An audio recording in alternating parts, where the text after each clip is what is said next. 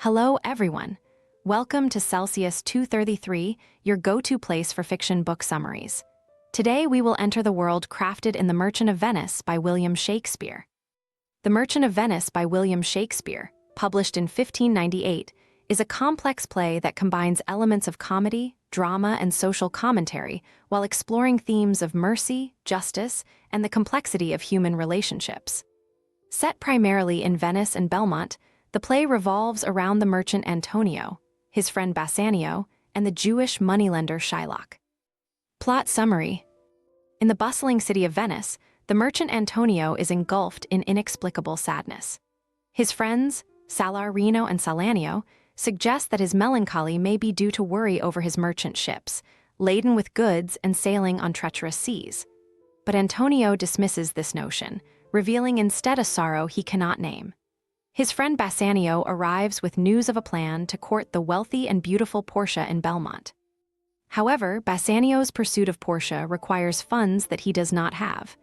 Ever the loyal friend, Antonio offers to help, but admits that his wealth is tied up in his merchant ventures.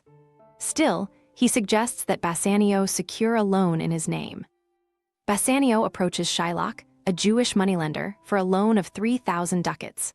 Shylock is wary. He remembers the insults and mistreatment he has suffered at the hands of Antonio, who has publicly scorned him and his practice of charging interest. Despite this, Shylock agrees to lend the money, but proposes a bond. If Antonio cannot repay the loan within 3 months, Shylock may claim a pound of Antonio's flesh. Antonio, confident that his ships will return in time, accepts the perilous condition, dismissing it as a mere jest. In Belmont, Portia is bound by the terms of her late father's will, which dictates that her suitor must choose correctly between 3 caskets, gold, silver, and lead to win her hand. Many suitors attempt the challenge, but all choose wrongly, led astray by appearances and their own desires. Among the suitors is the Prince of Morocco, who chooses the gold casket, believing it to hold the greatest prize, only to find a skull and a message warning of the folly of being misled by outward appearances. Similarly, the Prince of Aragon selects the silver casket, only to find the portrait of a fool and a reprimand for his arrogance. Meanwhile, in Venice, the tension between Shylock and Antonio intensifies. Shylock's daughter, Jessica, defies her father by eloping with Lorenzo, a Christian, and taking a portion of Shylock's wealth with her. Shylock is devastated by this betrayal, torn between the loss of his daughter and his ducats. His grief and anger harden his resolve to exact revenge on Antonio, who becomes the target of his mounting rage. Back in Belmont, Bassanio arrives to try his luck with the caskets. Guided by his love for Portia and an understanding of the deceptive nature of appearances, he chooses the lead casket, which bears the inscription, "Who chooseth me must give and hazard all he hath." Inside, he finds a portrait of Portia, signifying that he has won her hand. Overjoyed, Portia and Bassanio celebrate their union, and she gives him a ring as a token of their love, making him swear never to part with it. Gratiano, Bassanio's lively companion, reveals that he has also fallen in love with Portia's lady-in-waiting, Nerissa. The joyous atmosphere is soon interrupted by news from Venice. Antonio's ships have been lost at sea, and he cannot repay Shylock's loan. As Antonio's bond with Shylock reaches its due date, Shylock demands his pound of flesh. Despite efforts to negotiate, Shylock refuses any amount of money in place of the bond, intent on exacting his revenge.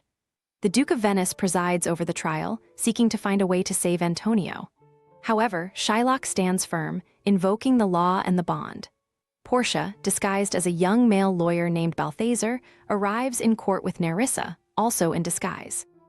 Presenting herself as an impartial advocate, Portia appeals to Shylock's sense of mercy in one of the play's most famous speeches, arguing that the quality of mercy is not strained. Shylock, however, is unmoved, insisting on the fulfillment of the bond. Portia then turns the tables on Shylock, pointing out a critical detail. The bond grants him a pound of flesh but makes no mention of blood. Therefore, he may take his pound of flesh, but if he spills a drop of Antonio's blood, his property will be confiscated by the state. Trapped by his own insistence on the letter of the law, Shylock desperately seeks to accept monetary payment instead, but Portia denies him this option, stating he has already refused it in open court.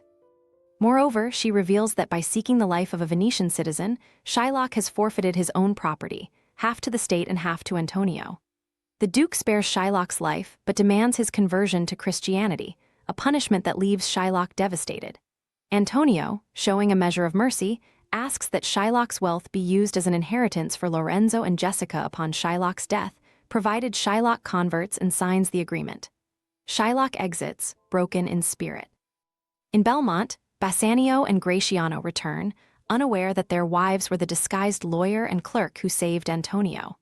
Portia and Nerissa, testing their husband's fidelity, demand the rings they had given them as tokens of their love, which the men had given away to the supposed lawyer and clerk in gratitude. After a tense exchange, the women reveal their deception, forgiving their husbands for parting with the rings. Finally, Antonio receives word that some of his ships have survived, restoring his fortunes. The play concludes with a sense of harmony restored, at least among the Christian characters, as they celebrate their good fortune. Shylock, however, is left in a state of loss, a figure both villainous and pitiable, raising questions about justice, mercy, and the treatment of those who are different. Hope you had fun. There's more where that came from. Explore other books by William Shakespeare. Find them below or search Celsius 233. Remember, while our summaries capture the essence, they can never replace the full experience of reading the book.